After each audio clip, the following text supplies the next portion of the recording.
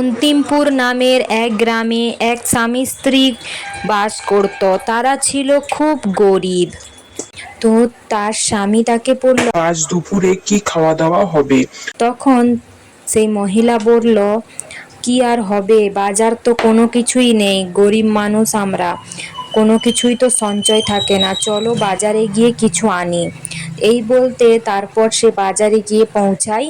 তখন তার এক বৃদ্ধ লোকের সাথে দেখা হয়। তাকে জিজ্ঞাসা করে, আজ বাজারে সবচেয়ে কম দামি জিনিস কি এসেছে? তখন বৃদ্ধ বলল, কোনো কিছুই নেই এখানে আজকে কম দামি।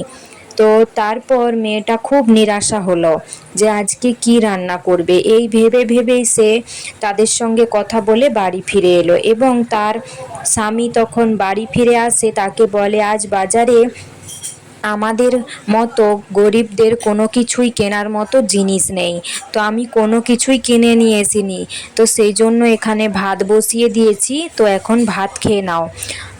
তো তখন তার স্বামী বলল, কি আর করব, আমরা গরিব মানুষ, চলো যাই আছে তাই দিয়ে খেয়ে নিই, কি আর করা যাবে, চলো ভাত হয়ে গেছে তো আমাকে দিয়ে দাও, চলো আমি আবার কাজে যাবো।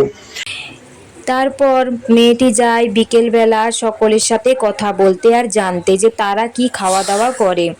এই বলে একজন বুড়িমা বলে, মা গো, আমার ঘরেও কোনো কিছু নেই, আমিও কোনো কিছুই রান্না বান্না করতে পারছি না। আমার এই চালের ওপরে যে লাউ গাছটা হয়েছে, তোমরা সবাই চাইলে একটু একটু করে নিয়ে যেতে পারো। আমাদের এই তো গরিবের সব দরকার, এই খেতে হবে, এটাই গরিব মানুষের সংসার।